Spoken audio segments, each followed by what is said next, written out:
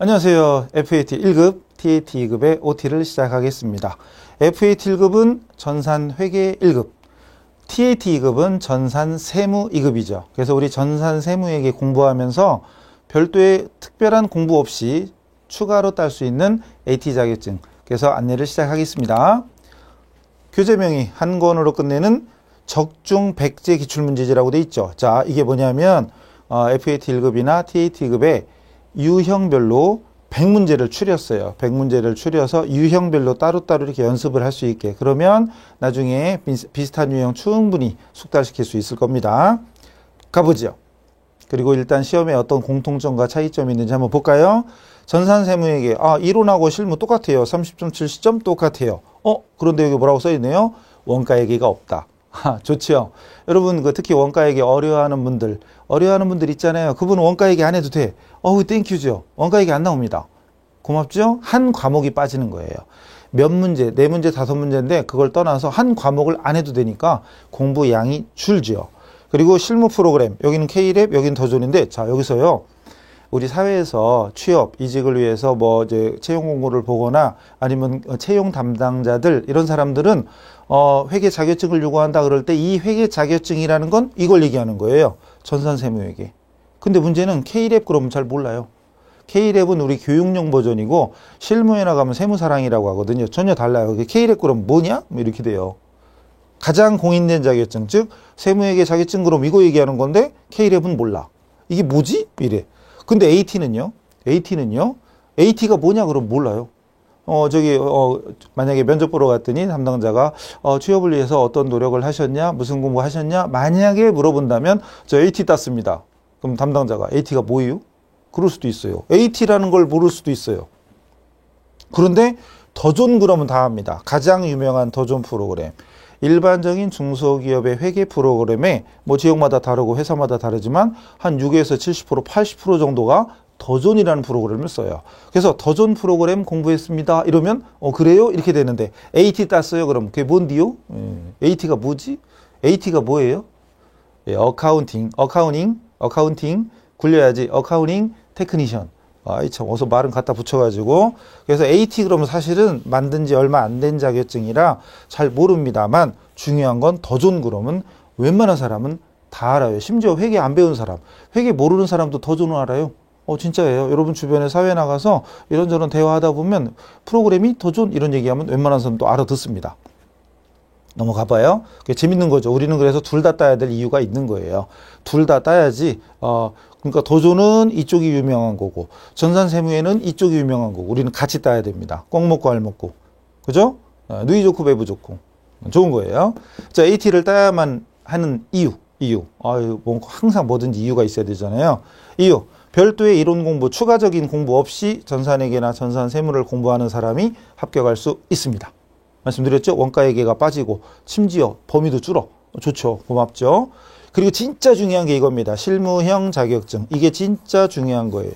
실무형. 이게 뭔 소리냐면 여러분 진짜 회사 나갔을 때 회사 업무를 볼 때 여러분이 필요한 자금, 어떤 돈을 쓸 거 아니에요. 돈을 쓰면은 그 증빙이라는 게 있어요. 세금계산서나 계산서, 카드전표, 현금영수증 이런 증빙이 있는데 그 증빙을 보고 여러분이 회계처리 입력을 해야 되거든요. 근데 바로 그거랑 똑같은 방식으로 문제가 구성되어 있어요. 그러니까 실제 업무를 보듯이 증빙을 보고 그걸 우리가 회계 처리하는 거를 시험으로 보는 거죠. 그게 진짜 실무형이기 때문에 업무에 나갔을 때, 실무에 나갔을 때, 필드에 나갔을 때 업무에 적응하기가 더 쉽다 이거죠. 그러니까 전산세무에 하면서 AT를 당연히 따는 게 좋아요. 그리고 또 자격증을 여러 개 써놔야 이력서의 무게가 달라지고 이력서의 가치가 달라져요. 여러분의 가치가, 능력이 달라집니다. 자, 그 다음에 일반적인 중소기업 회계 프로그램에 한 60에서 80%가 더존 프로그램을 씁니다. 실제로. 대기업은 우리 이런 거 안 배워요. 웬만한 대기업은 자체 회계 프로그램, ERP 프로그램 이런 것들이 자체적으로 돌리기 때문에 이런 거 안 배워요. 그 대신 최소한 회계 처리를 할 수 있어야 되기 때문에 자격증을 요구하는 겁니다. 따야 돼요. 자, 그 다음에 채용 공고에서 더존 사용 가능자를 명시하는 경우도 있습니다. 실제로 제가 이 PT 자료를, OT 자료를 7월 4일 날 급하게 만들었어요. 급하게 만들었는데, 그날 제가 잡코리아에 딱 회계라고 검색어를 딱 집어넣었더니 1페이지에만 7개의 더존이라는 말이 나옵니다. 그래서 캡처했어요. 그래서 잡코리아, 물론 이거 오늘은 아니에요. 7월 4일, 2019년 7월 4일 그날만 그랬던 거예요. 자, 회계라고 딱 검색했더니 유사 업무, 이거 별이 여기 있네. 유사 업무의 경영 지원, 총무, 격리, 인사관리 등등. 업무 형태의 전표 입력, 원가에게, 전산에게 어쩌고 저쩌고 하다 더존 회계가 나옵니다. 그러니까 업무에 더존 회계라는 게 나와요. 그 다음에 넘어가 보면 여기에 회사마다 이제 채용 공고가 있는데 간단하게 요약해서 보여주는 거죠. 들어가면 상세 요강이 나오고 더존 이렇게 해서 홈페이지에 그냥 몇 개 되지도 않는데 쭉 이렇게 나와요. 또 그 다음에 상세 요강 들어갔어요. 상세 요강 무슨 회사인지 저도 몰라요. 근데 들어갔더니 거기에 모집 분야가 있고 업무팀, 격리, 회계, 담당 업무 쭉 가다가 우대사항, 우대가 뭔지 알죠? 우대사항에 더존 회계 능숙자, 더존 프로그램하고 회계 잘하는 사람을 우대한다. 밝은 성격, 긍정적인 마인드. 꼭 필요하죠. 그죠? 나는 안 돼. 이러지 말고 좀 항상 웃고 좀 활기차게. 그리고 책임감 강한. 더군다나 우리는 회계, 돈을 다루잖아요. 책임감이 강해야 돼요. 중요한 거죠. 그건 이번 시간 아니구나. 넘어가고. 자, 그 다음 또 다른 회사 들어가 봤더니 거기에 경영관리팀 회계 및 세무 담당자 해놓고 여기 경력자네요. 경력자네. 근데 경력자의 필수사항. 경력자니까. 요즘 그런 거 아시죠? 나이는 20대 중반을 원하는데 경력은 20년짜리를 원하는 거죠. 무슨 소리인지 모르겠지만 어쨌든 경력자의 필수사항에 더존 스마트 A 사용 경험자 이렇게 써 있습니다. 더존이라고 명확하게 명시되어 있어요. 그러니까 일반적인 회사의 사람들은 그냥 회계 그럼 더존 이렇게 인식하는 사람들이 아직 되게 많다는 얘기죠.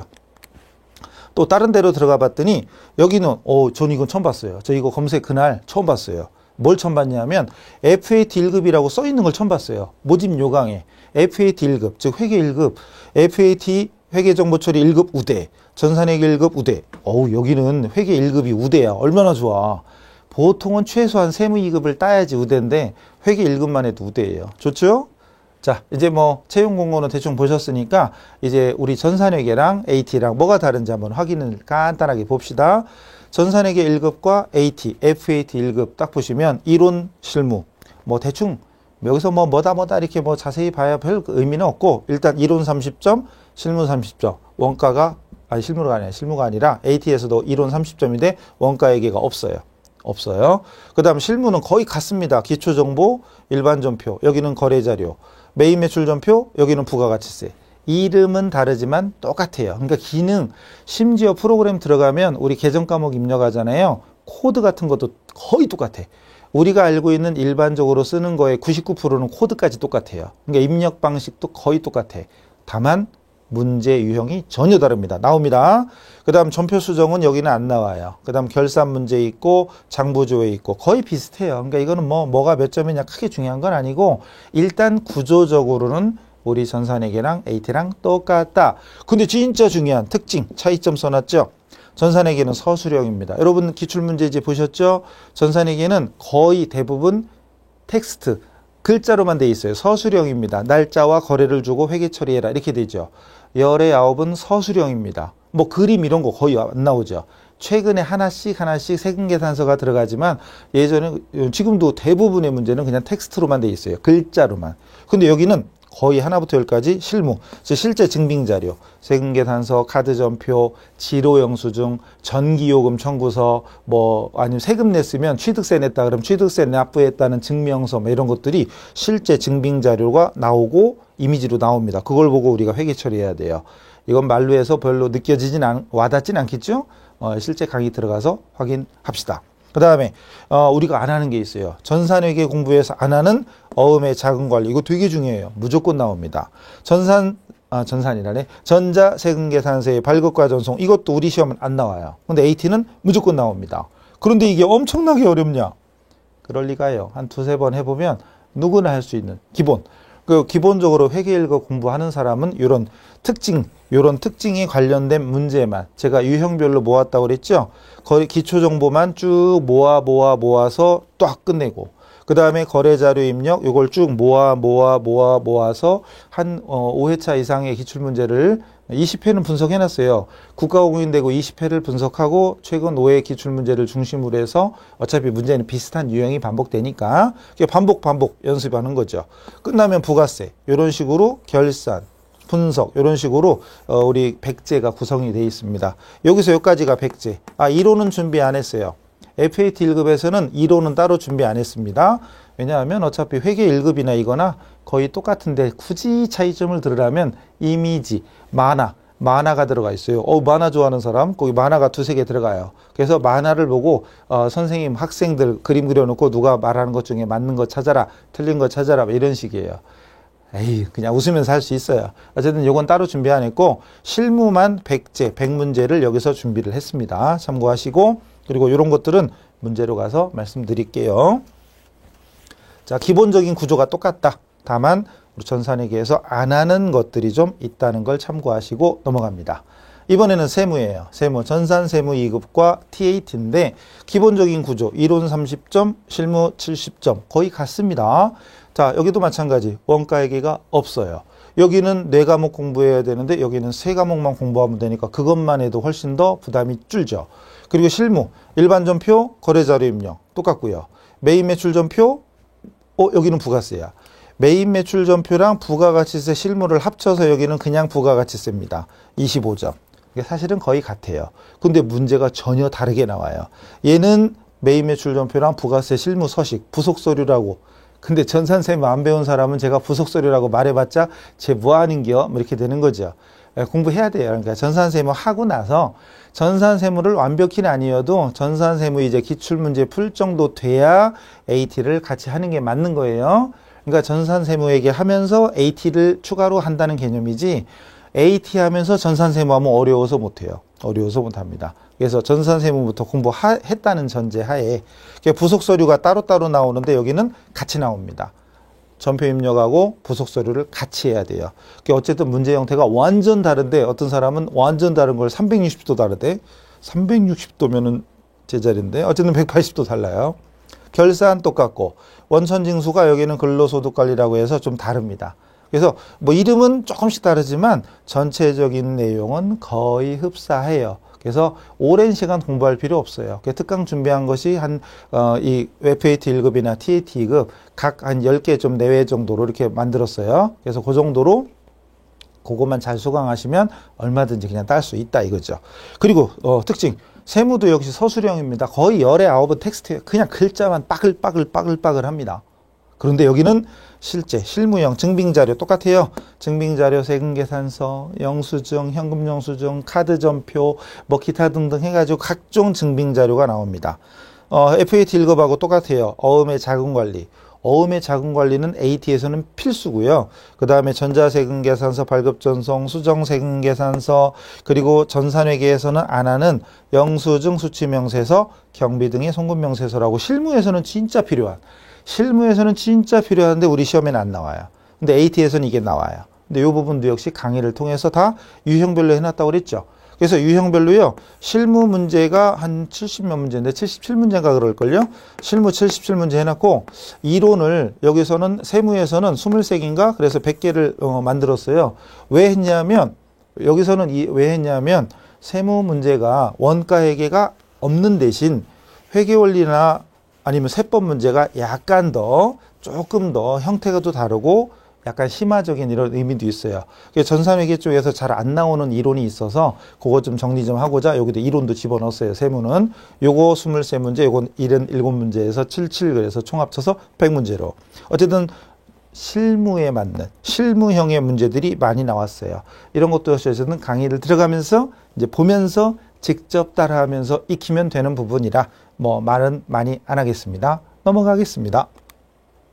자, 끝났어요. 중요한 건 다 끝났고, 자, FAT 1급, 회계 1급과 TAT 2급, 세무 2급, 유형별, 중요한 게 이거죠? 유형별이에요. 그래서 기출문제 몇 회 푸는 게 아니라 유형별로 따로 모아서 연습했어요. 전표 입력 따로, 부가세 따로, 결산 따로, 이렇게. 그래서 장단점은 있겠지만 장점으로 살리자고요. 그래서 유형별로 하나씩 정복을 해버리면 결국은 전산회계 공부하면서, 전산세무 공부하면서 AT는 추가로 그냥 거저는 아니고 쉽게 딸 수 있게 준비를 한 거죠. 그래서 예를 들어 기초정보 따로, 거래자료 입력, 전표 입력 따로, 부가세 따로, 결산 따로 이런 식으로 파트별로, 유형별로 연습 문제를 만들었다는 점. 그리고 AT에서만 나오는 자금관리, AT에서만 나옵니다. 전산세무는 안 나오고 그 명수증 수취명세서, 경비등의 송금명세서, 전자세금계산서 발급 및 수정세금계산서 발급, 그리고 국세청 전송 이런 것까지 이거는 여러 번 반복해서 연습할 수 있게 구성을 했습니다. 시간 단축을 위한 비법. 이건 강의 들어가서 해야죠. 시간 단축. 그러니까 여러분이 이거 연습 많이 안 하신 분은 실제 시험 보러 가서 끝나고 나와서 울어요. 선생님, 저 시간 없어 못 풀었어요. 이거 어떻게 해? 아유, 혼낼 수도 없고 시험장 나가서. 그래서 어쨌든 그런 사람 많은데 시간이 오래 걸리는 사람의 이유가 있고 시간이 여유가 있는 사람 이유가 있잖아요. 그래서 저랑 이제 전산세무 공부하신 분들은 아마 아실 거예요. 그래서 단축키라든가 계정 코드 같은 거 자주 쓰는 거 몇 가지만 팁만 이렇게 좀 익혀도 시간 단축할 수 있어요. 그런 비법들 계속해서 말씀을 드립니다. 또 자주 출제되는 건 그만큼 문제를 반복해서 연습할 수 있게 했습니다.